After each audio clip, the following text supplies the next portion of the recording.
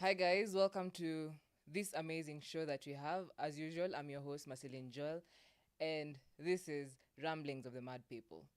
So, for today, all you're going to juggle about is money, dating, and marriage.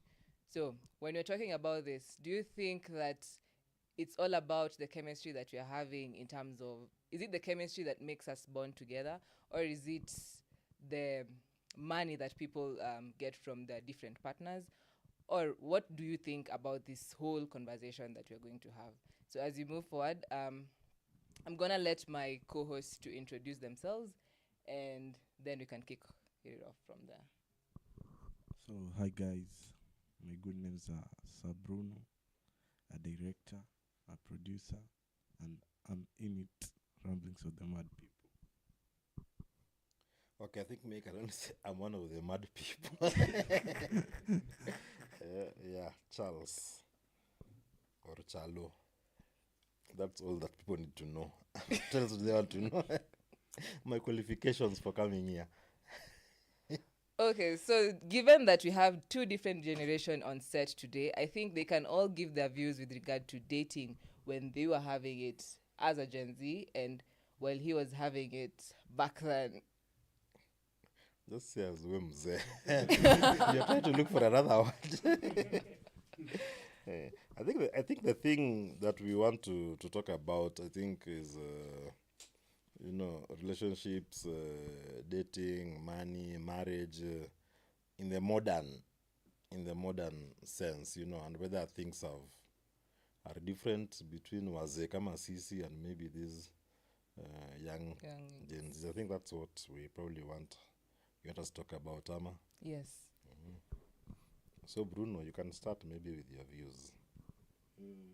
Love is musical I don't know. Yeah, why are you not in marriage? What do you guys fear nowadays? So, thank you. So, me, what I'll say in the generation say street ni chafu. It's according to how you carry yourself.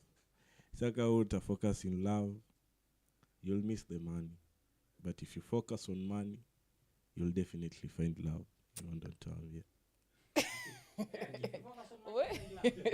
Utawapata, utawapul wote. Sai So, is there a difference between pulling them and having a baby or an army of girls and finding love? between those pulling them kuna huyo mmoja How do you kwao 18 How do you kuna know? let me tell you hata mtu akicheat anakuanga na mwenye anapenda lakini bado anaenda nje. So if you pull all of those girls, you'll definitely land in one. So that's where money comes in. So you have more to land on. So Even basically you're casting your net. mi Why? nasema Catch as much as you can and then hope that one of them is going to be. nasema Ama as per there's now too kwa many streets. fish in the ocean. As per now ni hivyo kwa streets. If you don't have money, you can maybe upate wa ushago, si wa huku around Nairobi, because in Nairobi ka una pesa you'll suffer in order to find love, but ka uko nayo wewe mwenye unatakanga lazima mwambie tu niko na, umemwangushia hapo monthly allowance, kama ako na cramps unambaia hizo ma chocolate hamper hizo, definitely atakwambia bro talk no more. Let me be controversial. We live in a global village, so I'm going to mention to you two people. Then you tell me if they are married or not. Then you also tell me if they have money or not. So, and then finally you tell me if they found love or not. Jeff Bezos, Bill Gates. Divorced. They're all divorced. I think what probably has to be very clear first is when you talk about relationships, what exactly is it? Are you talking about? Or when you talk about marriage, what exactly are you talking about? Because you can be in a relationship with 5 different chicks, but it's still a relationship. It's not that maybe it's another type of relationship. You know, the way as our folks used to could marry even 6, 7 wives if they wanted, you know, and it is, you know, so basically, I think what is maybe what is suffering today is people are trying to redefine relationships in ways that are different from how people understood in the past, you know. And that's why people are saying, oh, today's relationships are broken. See what? But man, I don't see anything wrong with, you know, you know, being in a relationship where, for example, you're not committed. You know, it's just that's just another type of relationship. You know, it might be people of our age might frown upon it, you know, but you know, remember even us, our relationships were different from our old guys. Where would you be in a Relationships. relationship and you're not committed?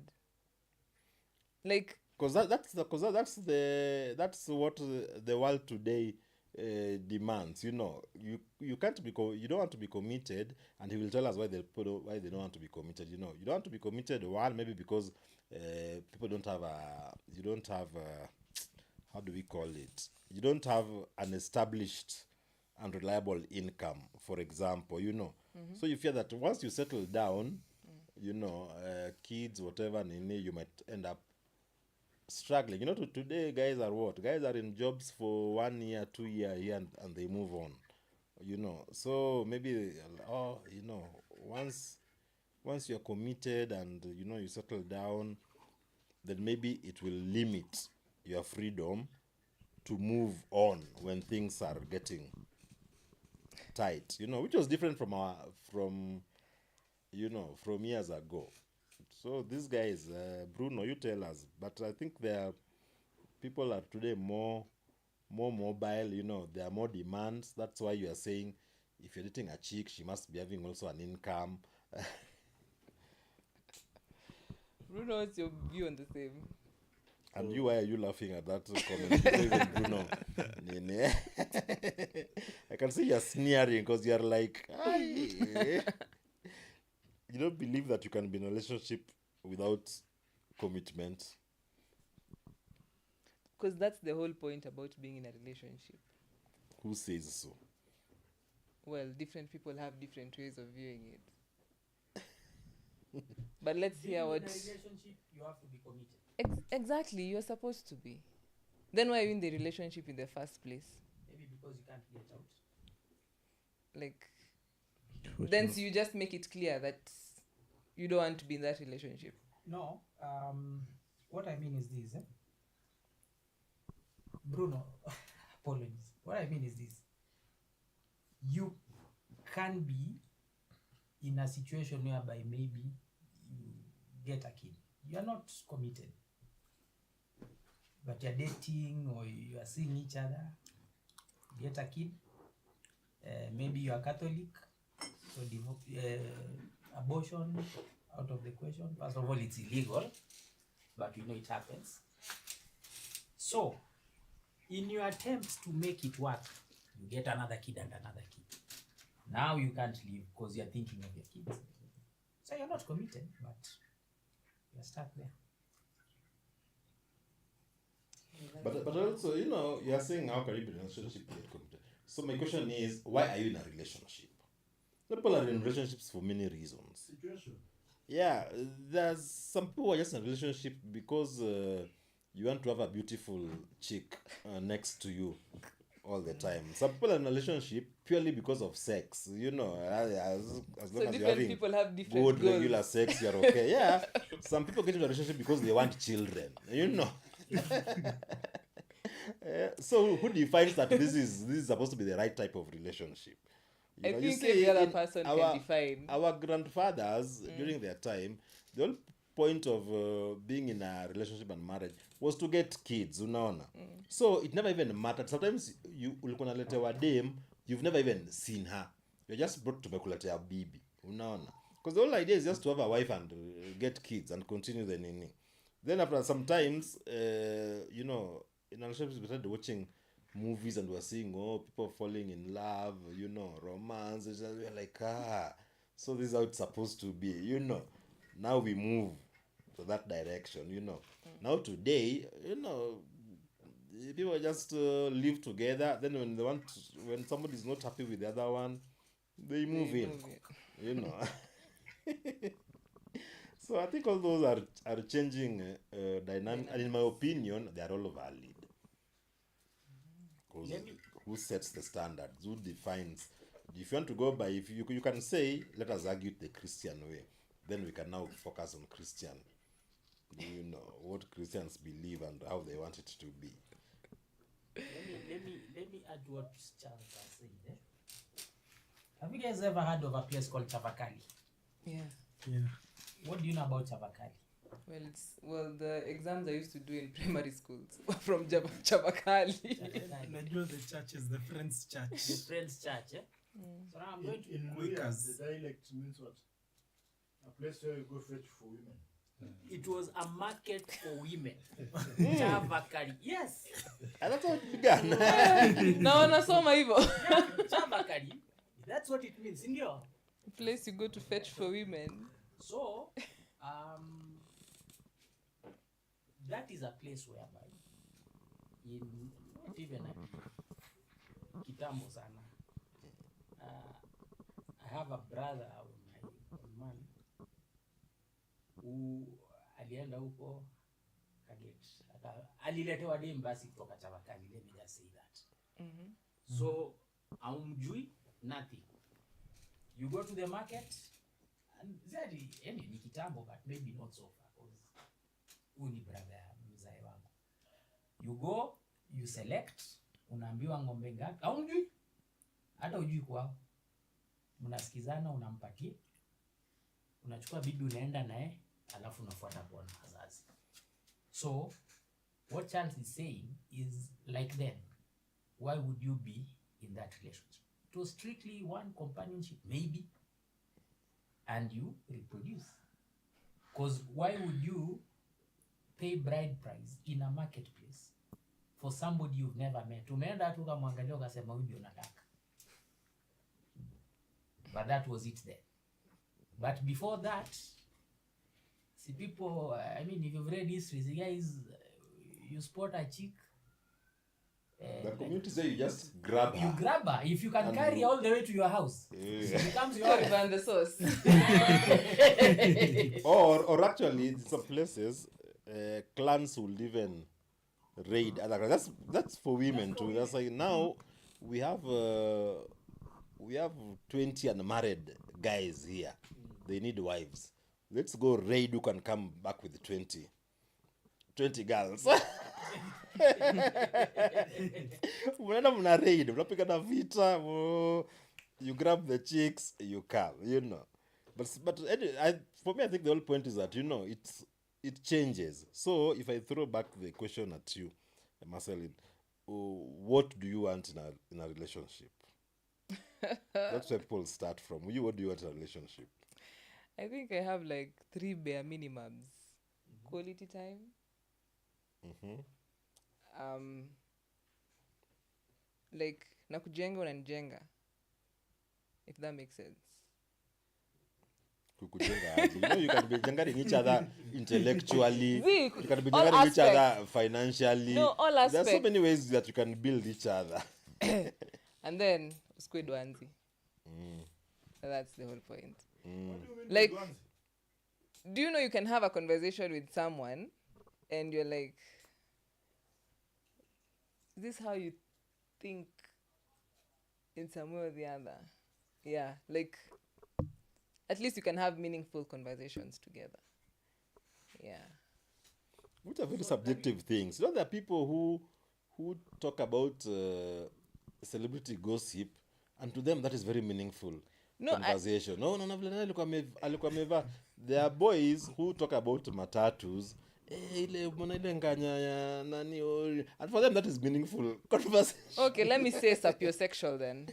Uh, Let me use that. what is the sapiosexual? What is sapiosexual?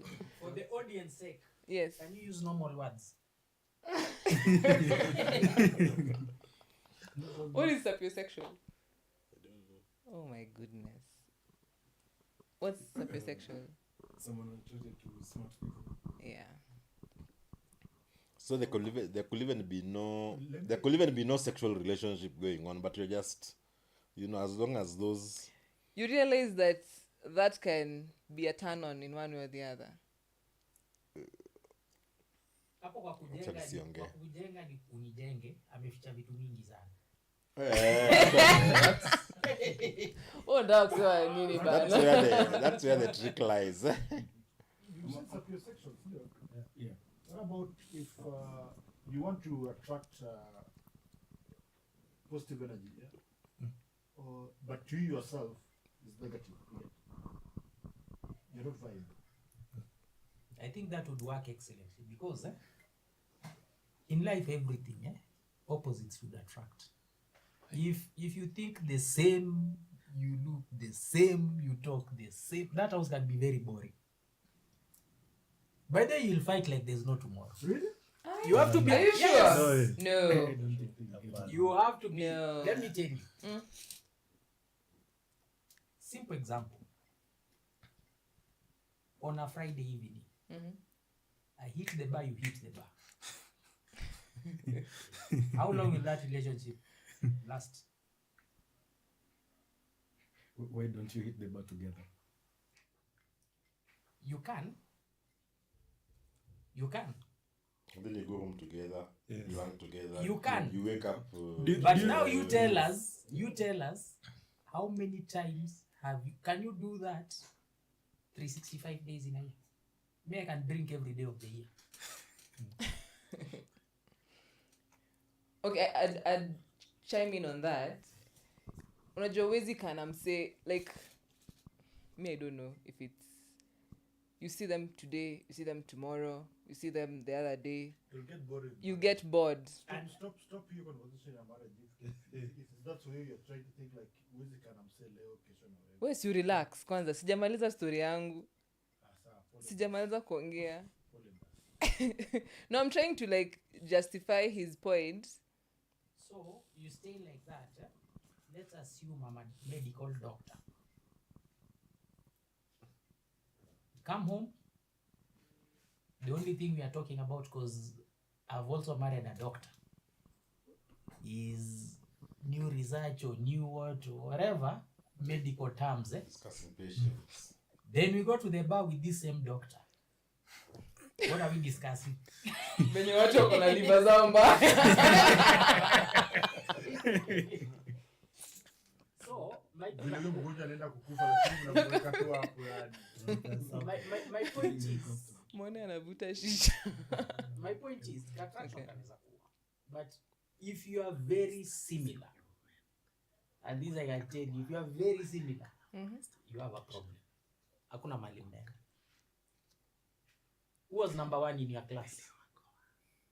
Kwani, do you want to say that people who are married from the same profession they don't stay for long? They can. But They there can, has to but be a what is it? difference. There has to be other There has to be a differences, difference.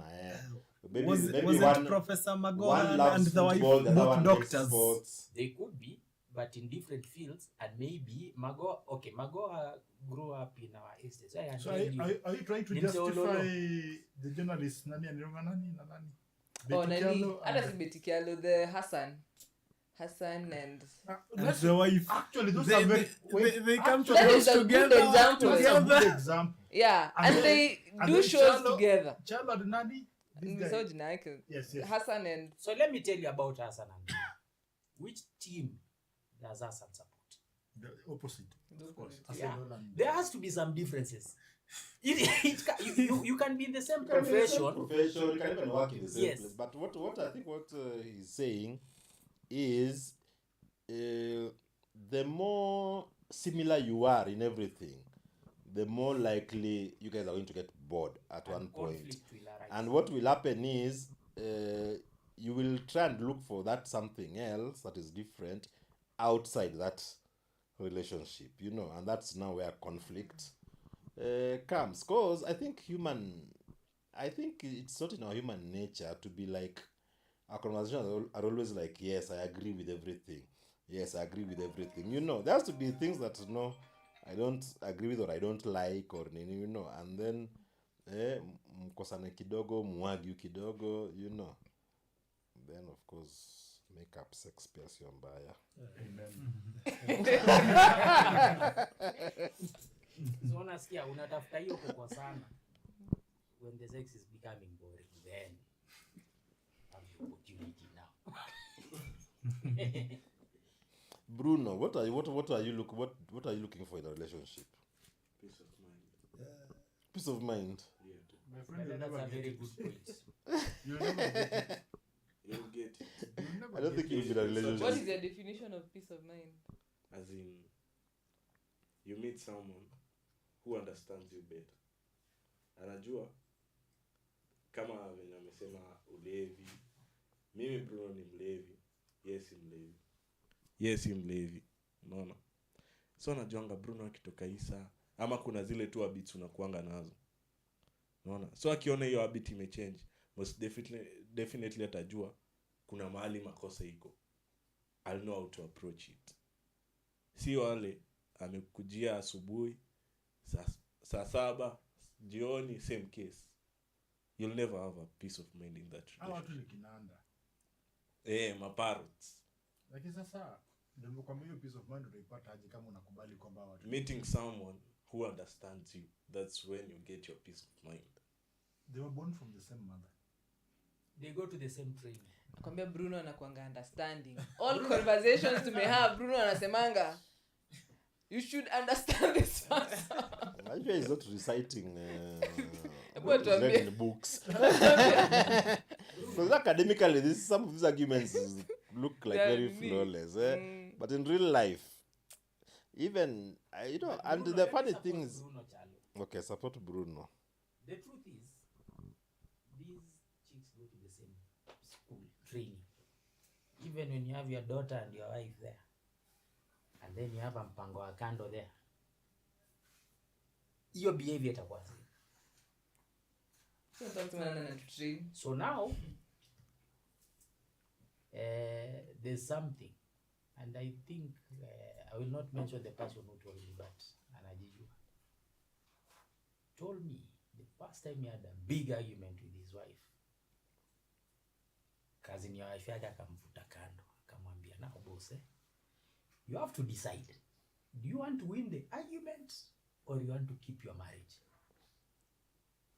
Naongea na sauti juu ya tukusikii. Mnisikii? Eh. Do you want to win the argument or keep your wife?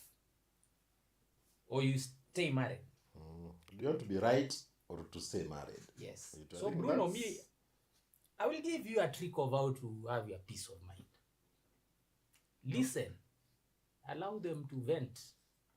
Kubali yanisha. But kwa akili yako, umbwa hii, huyu mtu anakaaje?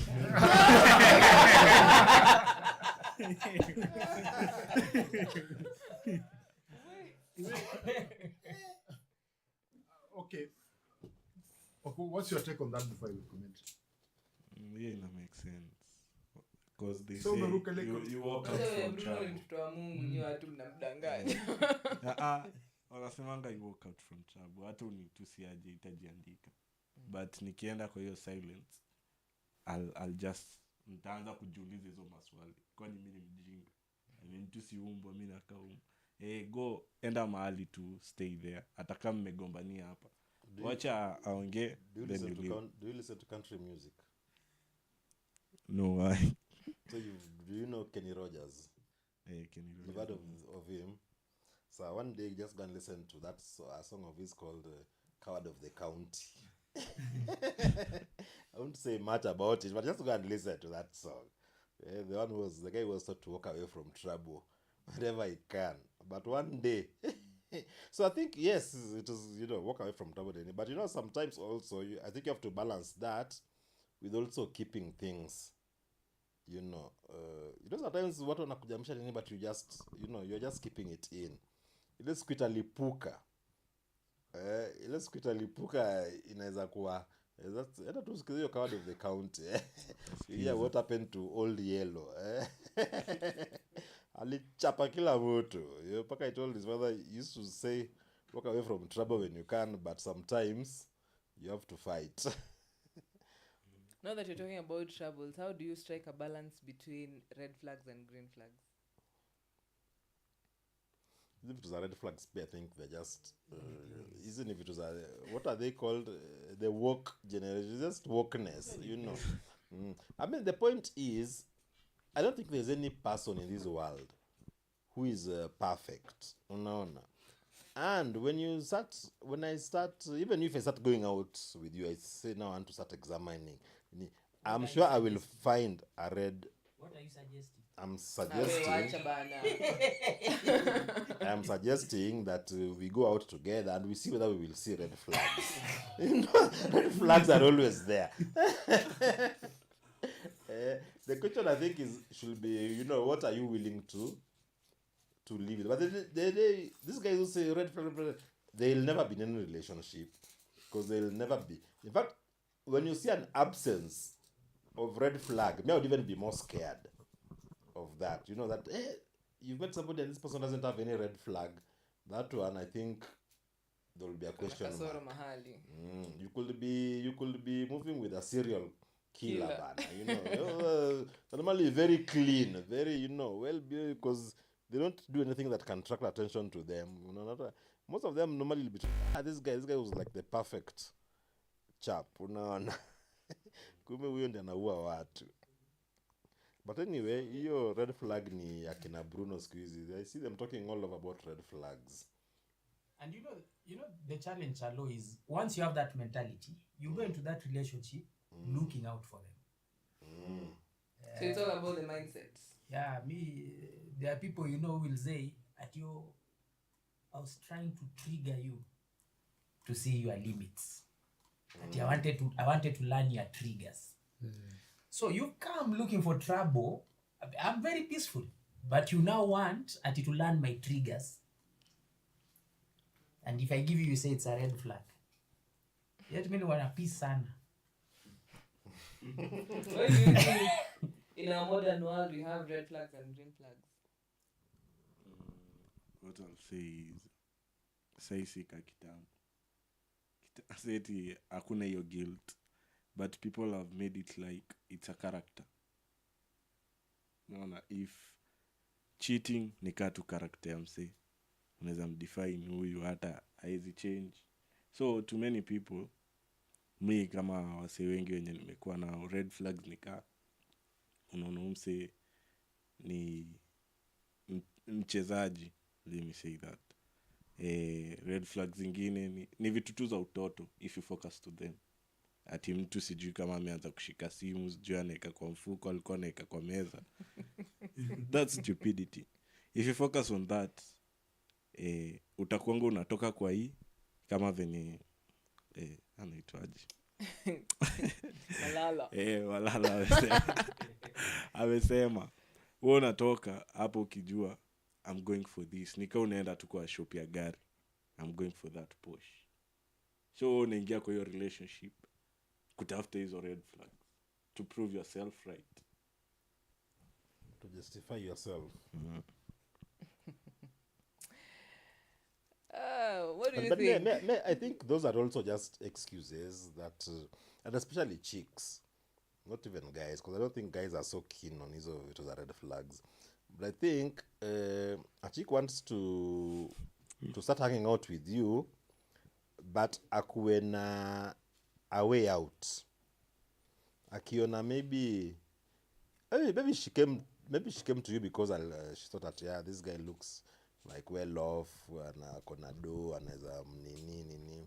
Then as the relationship continues, na huyu msee, yes, he's well off, but atoboki sana, unaona. So you know you need an easy way out. Hapo ndio stories za red flag. Red flag inaanza. Yeah, unaona. Huyu jamaa, I've noticed this and this and this and this, you know. So it's just, you know, me always say, you know, we only have one life to live in this world, you know. Unaishi tu maisha moja. Na uwezangi rewind, you know. When the day is gone, it's gone. When the year is gone, it's gone. So if your relationship and something makes you are not happy and whatever, you know, you just say maybe it is not worth it, you know. Bolt out and bolt out honestly. Unaona, nasema tu yenye hatuwezi endelea because of ABCD. and you move on, instead of then saying, oh, acha tu nitakazana. Hiyo time unakazana, unajua miaka zinaenda tu, and that is time that is time that is lost is lost. I'm not sure that I should have been saying that, but Okay. yeah, I've said it. I'll say something about these red flags and green flags. My theory is very different from Charlo's.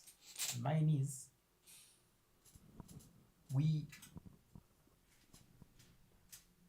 we raise those issues to guilt trip you so that the day when I do something wrong, Now, who raises these issues? The lady or the gentleman? whoever starts saying me I'm seeing red flags, Ah. or whoever starts, okay, I know Whoever comes with red flags. Whoever Mostly comes- chicks, yes. but also there are guys Yeah. who also do it. so that the day when I do something, I have an exit. Strategy. Si hata wewe niliona hizi red flags, it means you also do it. And by the way, I think with that reason, it's not necessarily for you or for the guy, but it is for your friends, for the people around you, Around you. so that you don't look like you failed. You'll say, yeah, I had to leave that guy because, A, B, C, D. ABC. And then guys will say, well, you are a good person. No. So it is more of just validation, And that validation is tied down to this social media culture that we have nowadays, where you want to, you always want people to see you in a good light, in a positive light. It is never your mistake. It can never be that you are the one who did something wrong. That's the kind of your generation ya kina Bruno sasa. So is money the only thing, or money is the one thing that builds a relationship? See, somebody asked you about Bill Gates and Jeff Bezos. Yes. Yes, he doesn't have money. So is it the only thing, or is the one thing? Let's move to another continent. Mhm. Princess Diana and Princess Charles. What was the story there?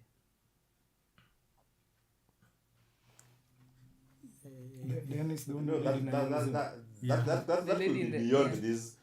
these guys. Yeah, Maybe them they never lived with Princess Diana. Najua tu sijui Rihanna. Isn't it So- because Prince Charles loved the other Camilla or someone? Yeah, there was that element. Yeah, but Camille, who was Camilla? Girlfriend or mpango wa kando. But what was she doing before she became a mpango wa kando? I don't know. Yeah, do Then- a jacket. And then Diana was very hot. By the way, if you ask me, huyo jamaa alikuwa amejichagulia. Alichaguliwa, by the way. Alichaguliwa. But Then now, Diana she she was quite, by the way, she was something. So why would I leave that and go for this? And she had money, so that she didn't have money. Let's go football-wise. Thierry Henry, sindio? When he was earning the highest he had ever earned, divorce. Was it money? Ronaldo, Cristiano. Wacha bana. Isn't he getting married? Ndio nashangaa. to Georgina. Who is Georgina? Si Georgina is Is she she the not mother? the one? Is She's she the the mother. mother to his kids? Yes. yes. All of them? Yes. All of I them? think, No. no. Okay, hapo ni But That's my majority. point. Yeah, but majority. But you see, Georgina even was a late comer. And I think there's even a child. The first one. No. Mwingine ule alizaliwa tu huyu Georgina akiwa. Yes. Si ndio maana alipo hiyo engagement ring kubwa. So all I'm trying to say is it depends. Unajua money is generally a poor man's problem.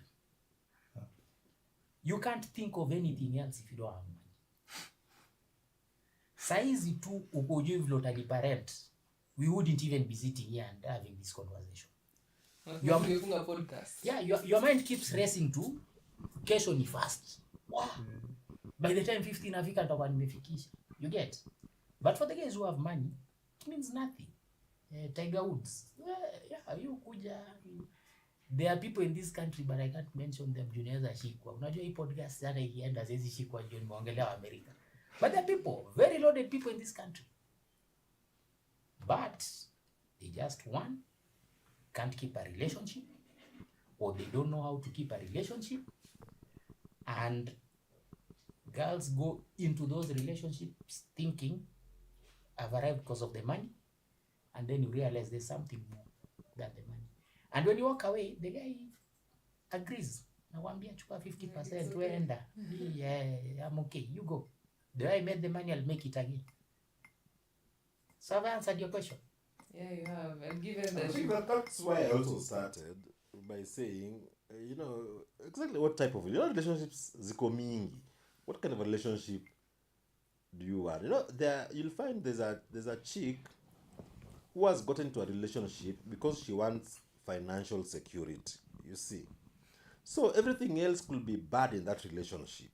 But if the financial security is good. yeah, which means so she's okay, she's satisfied. Kuna watu wengine utapata hata anachapwa makofi, sometimes she's degraded or whatever nini, but yeah, yuko tu kwa hiyo relationship na yuko sawa hata atoka, because that is what she wanted. Satisfaction. Unaona, yeah.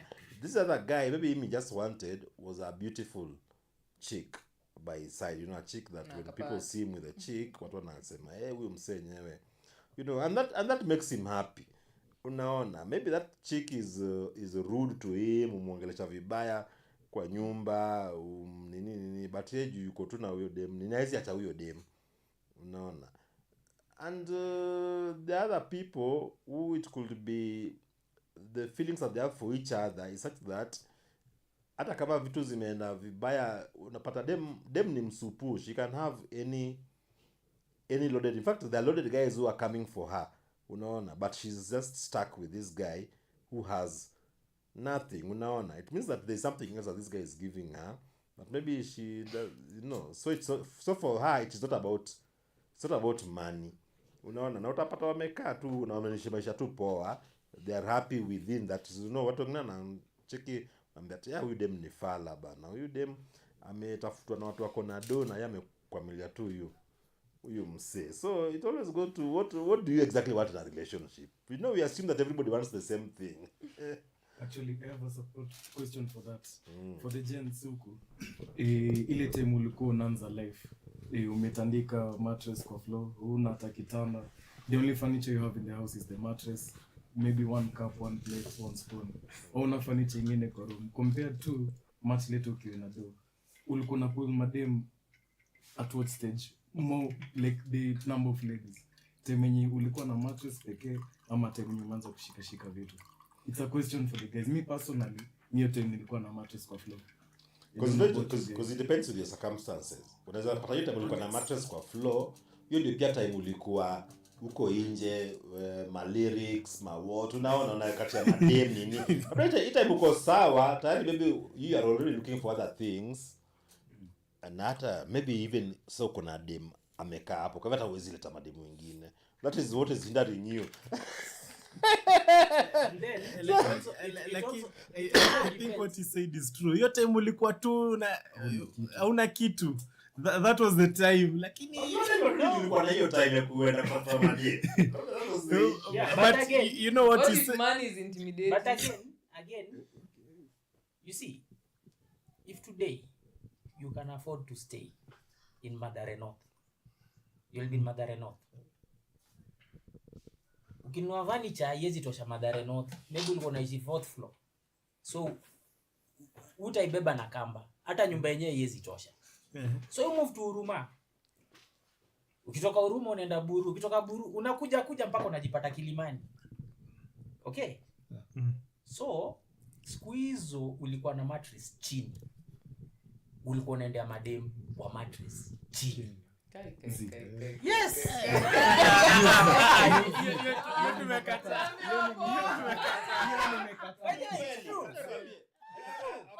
Let me ask. kama uko na mattress chini tuseme huko Madhare ama Kibera nini, unaenda utatoa dem Lavington umlete hapo hivyo kwa hiyo mattress. So and that goes to what I was saying.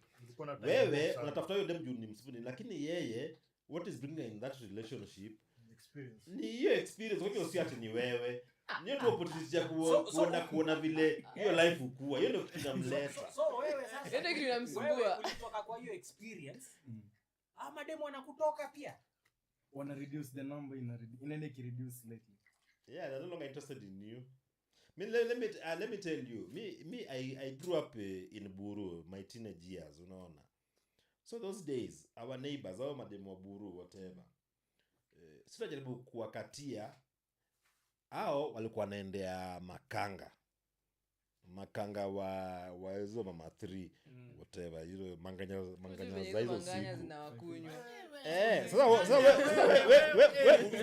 sasa unashangaa sisi ni wase wa Buru tumebaiwa the latest shoes fashion tumenini unashangaa so udem anaona nini kwa yule makanga unaona. Sasa hiyo ndio experience hao wanataka juu sisi so wametuzoea sisi ni neighbors watu wanatujua sasa wanataka kuona different life wale wase you can't. But what Charles is saying 100% stick. But there's And also mimi naweza sema niligongea. Yeah. Kila mtu amegongea. It's only that you don't know.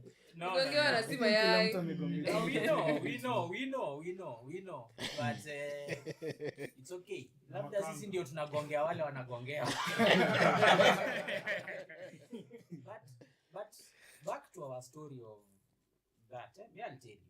Chalo grew up in Buru, I grew up in Kaloleni. So mademu wa Buru wanaenda na wachukua tunawaleta mtaa. And then we could get all those chicks that we wanted. Okay? But the truth of the matter is if you are 18, 19, or even 20, you are staying alone. Would you attract a 30-year-old? I will answer that with a counter question. No, Bentens will attract, but all I'm trying to tell you, that's a smaller fraction of the population. It's just like the way we are seated here. If we cast a ballot of who has ever had a sugar mommy, you might get 0%. But anyway, so all I'm trying to say is there are exceptions to the rule. But generally, if you're in a certain environment, in as much as they were in Buru, as were in Kaloleni, it's Eastlands. Mbona tuko tunakujia mademu wa Westlands ama Lavington? Kumetosha mboga. Hapana, we don't even have the fare to come there. Hata fare una. Buru unaweza tembea. Buru unaweza tembea unakatia pale Mbote. Dem anataka umpeleke Wimpy. Nyinyi hamjui Wimpy ni nini, but hizo siku Wimpy ndio ilikuwa kulikuwa na nyingine ilikuwa Tao. Wimpy ilikuwa Tao. Sasa dem anataka umpeleke Wimpy bwana, unashangaa huko chiponi 10 bob bana. Mtaa chiponi sijui 5 bob, sijui 4 bob. Unaona nitoe 10 bob juu ya chipo hapana. So mademu wa Buru ungebikao maybe kwa mat. You get and them hizo akipatia namba hakukuwa na simu kwanza hao wako na masimu kwa hao ni wa Buru.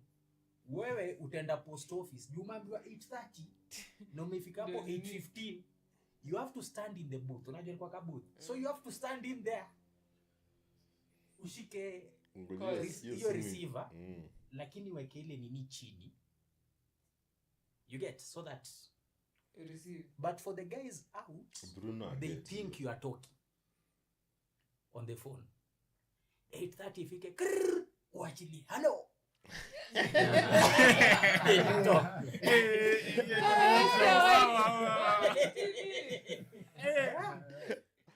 So it was difficult, but that is what it was. And now, allow me na to- WhatsApp tu siku hizi mnatumia. Siku hizi to put in energy into kutafuta madem basi. allow me to give you another experience ya wazee. So tumetiwa date na my brother there. Ni mimi nimeitiwa date by the way. Umejuana na Chalo bado? Kitambo tumejuana long time. Bruno, kwa hiyo story ya simu ingelikuwa ni wewe, tupatie perspective yako. Simu aje. Ile story ya Like kungoja ngoja kwa booth hiyo 15 minutes. Mkona hiyo pesa. Hiyo ni kukaa desperate. Hiyo ni kukaa desperate. Kukaa desperate. Unajua siku hizi mimi wanati mtu anakutext. If you take look at desperate. 15 minutes. 15 kwa both. Kwa booth. Yes, unangojea. but that was the only way you could communicate. So, Okay, so let me give you another way. Kidogo. I want to give you a very different context. Tuko high school. Yeah? Alikuwa anangojea zile karatasi zile. Tuko high school. Utakana upige simu home. Na the only way kupiga simu home kuna kitu ndoga reverse call. Yeah. Hata So- sasa hii iko, si ndio? Yes, siku hizi iko. So ndio hiyo Safaricom alileta ya we accept your call. So it's from that level. So you could call ilikuwa receptionist, nilikuwa nani? Operator. Operator. You call the operator, apige nyumbani ama apige kwa kina huyo dem. Sasa wewe unaambia huyo dem ni aje? Simkubali ndio kuongeleshe. Yaani like that's a reverse call. Kwanza hata wewe usemi, wewe unaambia operator, Operator. nataka kupigia kwa Maslin kwa hii namba. Mwambie ni Clio. So umepiga equivalent of Safaricom customer care. Because those days you couldn't call directly to a number. You had to go through an operator.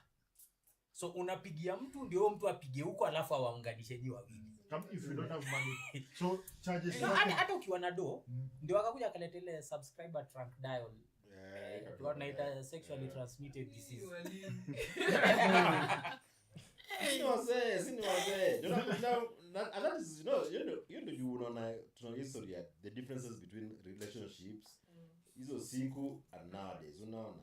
Because nowadays generation haina patience, unaona. Ndio nataka kusema story ya sijui watu wana WhatsApp. Bado nikwambie mimi nakumbuka kama niko shule, dema nakuandikia barua, sio simu. Barua ati siku ya closing day to meet sijui outside which building at this time. And my closing day is like a month away. Yeah, 4 weeks away. Hiyo siku unaenda na una relax tu hapo in faith that atakuja, unaona. Time ikifika utampata noja anything could have happened. She could be late for anything. So she could even she could even after city clock. unaenda una check time nini. Hiyo watch hauna. And you end up waiting for even 3 hours. Even 3 hours umengojea tu. Una believe tu ati huyo dem atatokea. And by the way anakam. Kuna city clock, kuna cheki time, una relax tu, unaona. So hiyo patience, it made us look at relationships differently. Very different. Au siku hizi ni watu washaza WhatsApp, uko wapi? You are 2 minutes late. Sijui nini. As we didn't have this luxury. Blue tick. Sisi una make date 2 or 3 weeks in advance bana. And between that time you can't communicate, so you can't even cancel or anything or nini. So you have to be committed to it. When we're going about commitment, so you're the commitment. So now Chalo, Kidogo kwanza. wacha nimalizie. Sawa. Uliongelea kuhusu age. Ukasema venye like unaweza kwa a certain age and then ukose kwa umeingia na dating space so that your age lapses. So what do you think is the right age for people to get into relationships or get married? Like if you're a lady and if you're a gentleman. Right now at hii generation ya kina Bruno, to be honest, siwezi sema, unaona. See our time it was different, unaona. Unajua hizo kitambo, by the way, ukikuta dem ayuko college, as in labda shamba za form 4, na hajaenda college and she's mid 20s na ana mtoi ana nini, it will be odd, unaona, because the only thing that will be keeping you from getting married na nini is maybe because you are in college, unaona. Our parents' time, me, I think my mother gave birth to me, I think when she was 16 or 17, unaona, and that was normal. In fact, most of people my age, if you tell them it's the same thing, unaona, it was very normal. My mother got married at 15. Yeah. I had her firstborn. Yeah, so your time ilikuwa very normal. Yeah, but nowadays, people are, what is determining it is how established you are. Kama uko na do, unaona. Utaona, you'll see footballers, for example, even these international footballers, you'll see them at 20 when because they're already professionals. So normally they are married and they have kids. Huko kana watoi and they are 2021. But here, juu hiyo 2021 bado uko kole, una do, you think it is too early, unaona. So nowadays I think the defining factor is, and that's what I was saying again at the beginning, are you able to commit to settling down? Do you have the means? That's what determines. So that means. So was it a story your age? Let me answer about the age. The day when you start menstruating and the day when you have wet dreams. Yes. But that is God's clock. So you should marry at that age. That is God's clock. You are ready. Not marry, but you are ready. You are ready. Wewe chelewa shauri yako, lakini God ashakupatia kifu. Au watu watakukaa. Hiyo ilikuwa indication. That's what it and during our time, let me not say during our time. In the early 2000s, I don't know, Charlie, if you remember, there was a story of a 9-year-old kid who gave birth. Oh yeah, I remember that story. It was a headline in the newspapers. Yeah, a 9-year-old kid. Do you know how old Nani was when she became Queen of Egypt? Is it? No, leave alone Cleopatra. There's also another famous queen. Was it Nefertiti or somebody? I think she was like 13. She became Queen of Egypt. She got a husband, and she had even a kid. Yeah.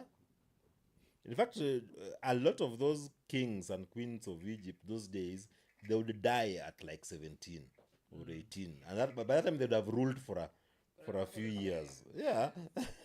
So it meant that they were mature people at that time, unaona. So as Cleopas was saying, if a woman starts bleeding, wanasema huyo sasa yuko sawa, unaona. If a man, if you have your wet dreams, which means you can now impregnate somebody, whatever, si uko sawa, and that those initiation rites to say sasa this is the time. Ende ujenge huko sasa. You seem not And to that's agree why, with that. and that's why you see, with the, That's my opinion in my head. you see, in the, I'm not like trying to justify their tradition. You heard about bidding in some communities, huh? You understand? Bleeding. Bidding. Like bleeding the beads. I'm bleeding the bead, yeah. You understand bidding? What is bleeding? No. Bidding. The Turkanas do bidding, the Maasais do bidding. That's why I'm telling you the bidding you're saying, because there's bidding. When Yashanga. the warriors, the men who wants to marry Oh, so guess I'm explaining exactly. Now continue. the It becomes pronunciation auction. is the same. It's like auctioning. Yes, not auctioning. So you It's bring- like booking. You see, Kama book, nataka kitu. yes, it's wrong. Right now, it's very, very, very wrong because I cannot accept somebody like right now to come and put a shanga on my daughter. Nataka kuwa married na yeye anambuku mapema. You see, so but kitambo those things were, it was like normal. You get till the time like it's like you're spoiling the future for this child. Give this person a chance. You get, yeah. That's why the difference between just saying our environment does not allow us to do bidding. But if it's always in Europe, You get, because maybe somebody has got money, Ronaldo, those footballers, whatever. You get, so because already there's a future that's almost established. Can I tell you something? You've seen sana sana Wahindi and the Arabs, wanakuwaga na kauzi hapa. Do you know what that is? Hiyo ameshaniniwa. Ashabukiwa. Ashabukiwa and it is in the family. So Washajua. wewe umezaliwa pale, kazini yako amezaliwa, mnapewa. So as you grow up you look for, unakumbushwa kila siku. And that is happening now. Yeah, when even today India at If 3 everyone years does. umeshachuziwa huyo ndio tanini. So for the next 15 years you'll be growing up. You've already been Ukijua ni hooked. uni. So let's be a bit controversial. You said the Turkanas and who else? The Maasai. And the Masais and the Pokots. Yes. And then Wahindi na Waarabu. Is it a coincidence? Okay. Nikaa tumefreeze kidogo. What do you want to insinuate? No, it can't be that people from those diverse cultures. Oh, now that. You know, if it was maybe like a coastal, whatever, you would say Kamba. they came into interaction with Waarabu, so they picked the culture. The railway line, which brought Wahindis here, never went to Turkana and Pokot and that side. The fights pale coastal didn't involve them. I think if you go to Kitale, those Pokots and Turkanas, when you meet in Kitale, they ask you habari ya Kenya, because to them they are not. They're not part of Kenya. Yeah. Till recently, when the road was built that's the when the earth started actually that devolution. I'm talking about devolution. Yeah, So my point is, wamesema wana reduce super counties, by the way. my point is, there must be something about our Arabu, Wahindi, na Turkana to have a, you know, it's not like they What sat do you want to say? somewhere. They I come think, from I a think, I certain- think, and I think that is also just the extent of our knowledge. You might know that this. I mean, do we know how they were doing it in Tonga or Papua New Guinea? Exactly, you are right. Or there are some other tribes who go in the Amazon. So now, so maybe it's just. But I wanted to also be a bit controversial. I think the same concept is they just get refined. Unaona. So you found, let's maybe start with Europe. You know, you find out the wealthy class those days. You know, you took your kids to Eton or to Oxford in the UK, unaona, and you know, boys and girls were taken to a certain nini, and then it was expected that, you know, boys from these ninis would hook up with chicks from these. So it's also a way of just, you know, maintaining that class. You know, it's not done explicitly, like hakuna hujaekewa bead, hujaekewa something on your hand or whatever, but you're just being told that this is where you belong. You know, you'll be getting your partners from this pool, unaona. And I think it's only because nowadays, you know, the development, e-tech so kind of made people Has start broken the barriers, making money, you know. But even huku kitambo, you know, guys who are from rich backgrounds, you know, you took your kids to some particular schools and the girls went to some particular school and they were expected, you know, to nini. So if a girl, you brought a boy who was from a different kind of class home, you know, you'll be frowned upon. Utaambiwa huyu ni nani umeleta, unaona. So it was still there. It's only that the way it is done changes, you know. But I think today, because there are many people who have come from very poor families but have been able to now make money, you know. So it's kind of like broken those barriers, but it has always been there, unaona. During our time, for example, you know, if you went to public schools or whatever and you want to go and talk to a chick from ISK, for example, those days ISK was a big thing. I don't know, is it still a big thing? You know, I mean, it will be like, you know, how do you even start, unaona? Because the chicks in those schools were expected to be cutiward or tuned by boys from certain The word is tuned. other school, you know. Word is tuned. So just getting a guy from Olola to meno mekatia dem Ulikuwa alikuwa unafika ISK. unaulizwa, which Hey. vehicle have you packed? Eh. So allow me to go back to our story of the dates. So this chick gives a date, but the date is holiday year April. Come. Huku Easter. Sio January. It is like second term. Saizi ni kama maybe June, July. But anakwambia April. Tunakutana Green Corner kwa sababu tutakuwa tumemaliza shule. Yako shule yako form 4. So tukutane. Green Corner. The same. Do you know Green Corner? You know Kencom? So hapo nyuma kuna hoteli sijui, I think inaitwa Maika Sai or something. No, excuse me, Cafe Deli. Cafe Deli. Which is 12 cactus. Cactus. So tutane Green Corner Easter Friday. But in between here mtapiga stories zingine nini, but tulipewa date.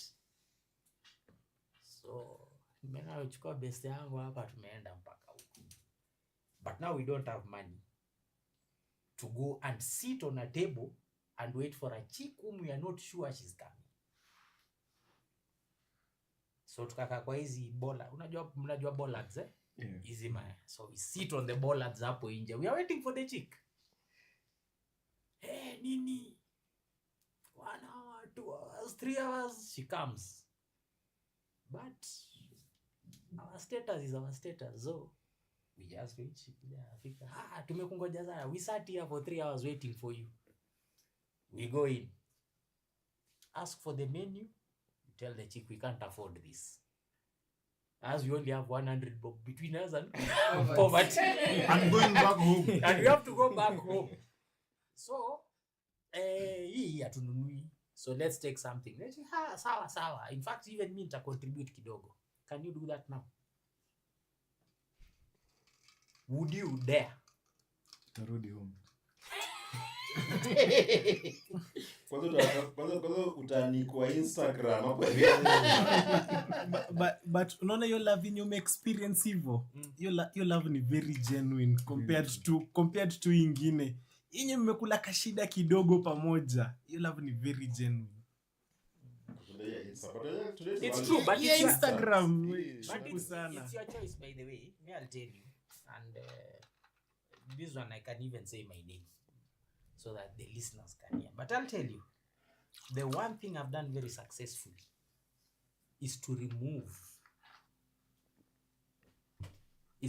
money from any relationship interaction that I have. Just make it it should not be an issue. If you came and told me you are dying today because you need a heart transplant, I can help you. But if you tell me you've not paid rent, how is that my issue? You tell me you want a wig worth 50,000, 70,000. Okay, so what are you insinuating? You know, I asked Chalo. Mimi naweza Unaona penye competition ni ngumu. Naweza pata bei ya wig somewhere. So unaweza niona. So for you Where guys, was it? Bruno amenyamaza huku unaweza dhani. What's up? Bruno. Bruno gani hapa? Vile mko. Bruno, toa do. And let me tell you, you'll not die. Bruno, in that context, Toby, Can you survive without money in today kwa relationships? Can you vile amesema toa hiyo element ya do. Ukitoa hiyo element ya do mnaweza survive nyinyi.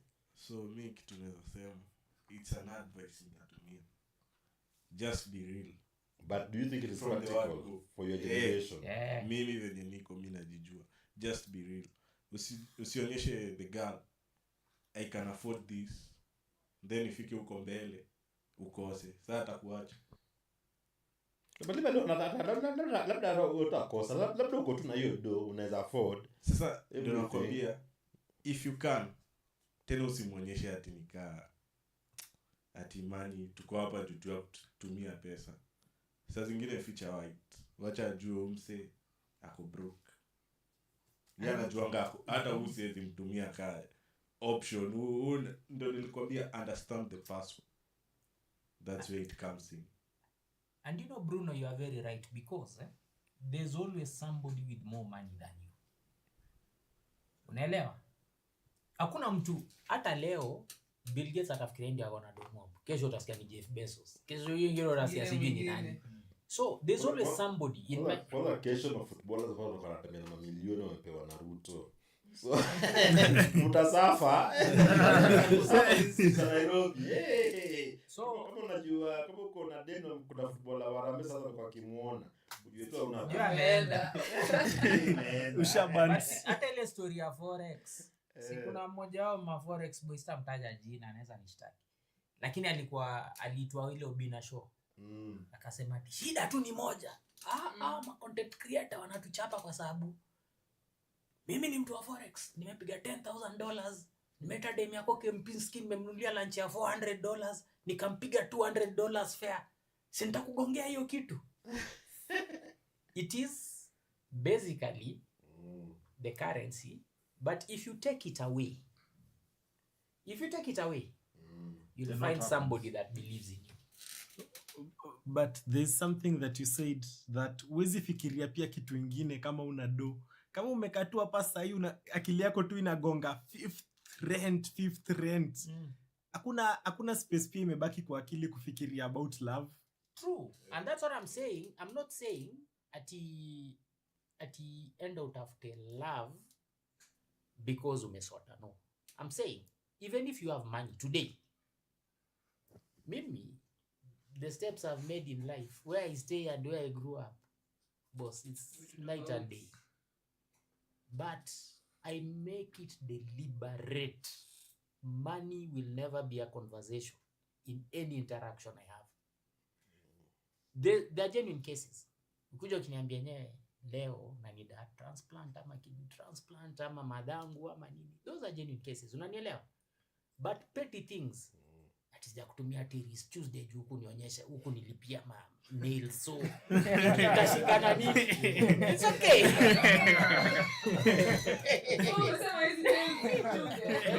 Hebu sishike hivi kwanza tuone.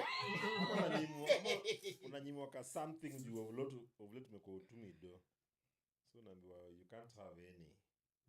That becomes a problem, but I think money is once umefika hiyo stage ya marriage where you've now settled, you know, I mean you have a wife, because you know a relationship and a wife those are two different things. Yeah. But and then you have a family, you know, you have kids, whatever, you know. Yes, you have to provide for them. You know, you have to pay rent, you have to pay school fees, you have to, you know, do all those kind of things. So yes, money becomes a factor, you know, and unfortunately, kwa hii, especially hii economy ya Ruto, it can also be a damaging factor. In fact, I think there are marriages which sometimes are on the brink. Yeah. Sometimes labda ulifukuzwa job, so umesota. Maybe you had made your family get used to maybe a certain kind of comfort that you can no longer support, you know. And that is now where the true test comes in, you know. If you survive that, then it means that your relationship ilikuwa strong, you know. But sometimes people don't survive, unaona. Lakini kuulize swali, what do you think, okay, you talked about having like kama like mkona the same behavior, you guys cannot go far. So what can you keep, if that's the case, what can you keep the spark, how can you keep the spark going between the two of you, and as much as you guys have the same?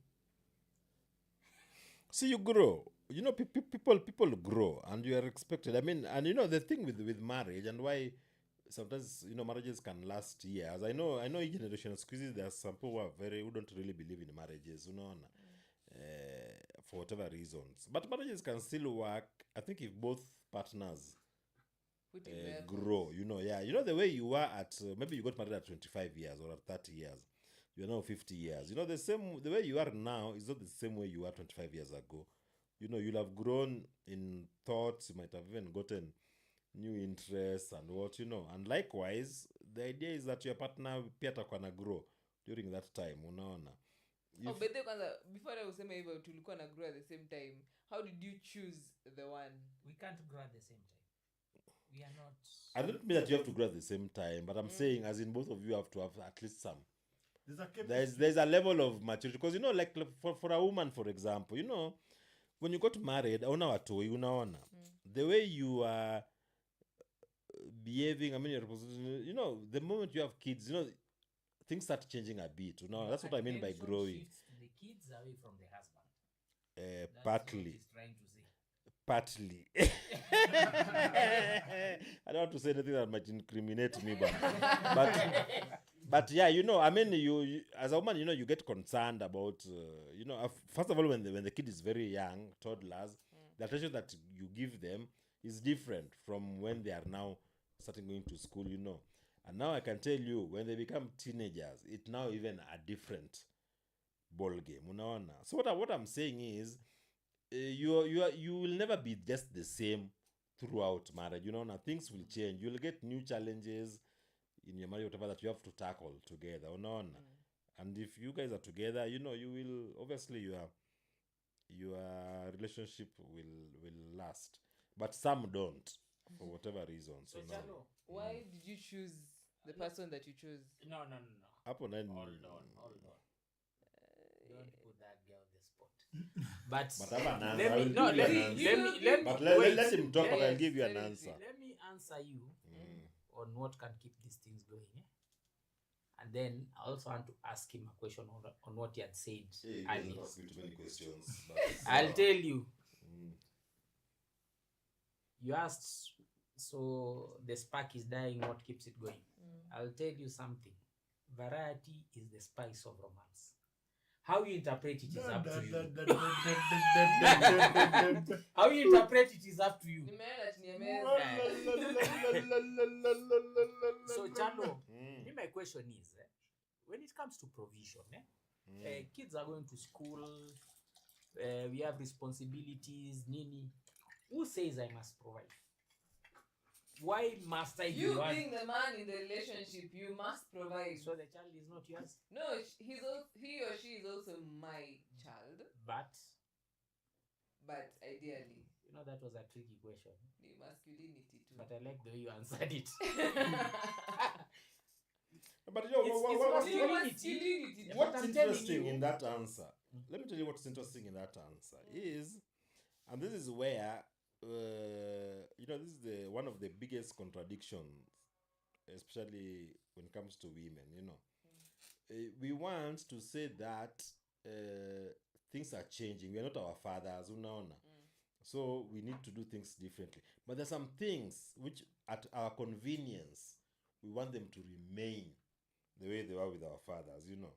So in traditional societies, it was the duty of the men to provide, unaona. Women never went to work. Their work was to raise kids, unaona.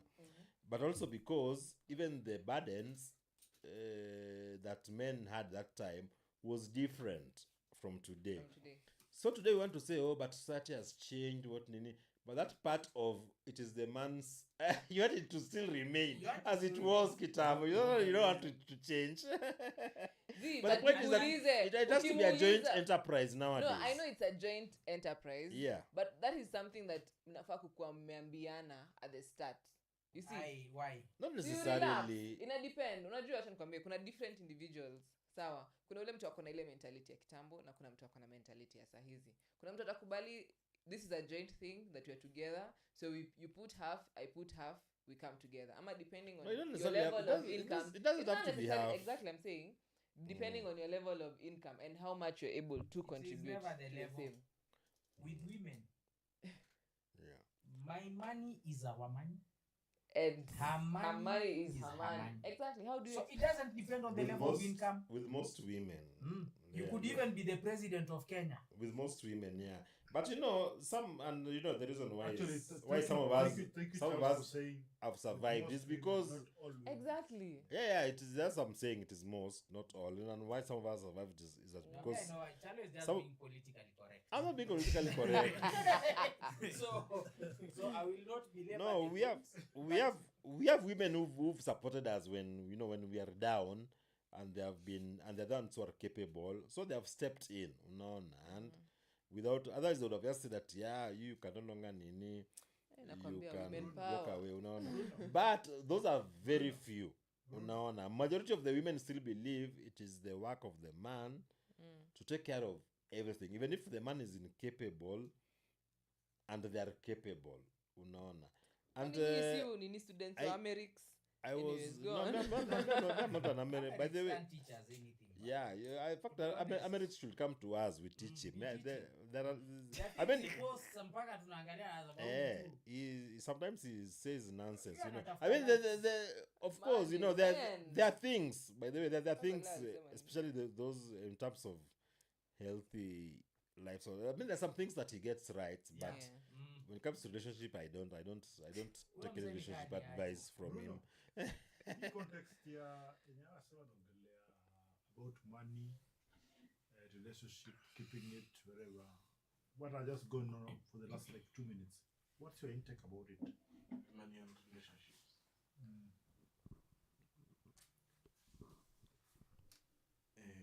Tafuta tu type yako, mi naweza sema hivyo.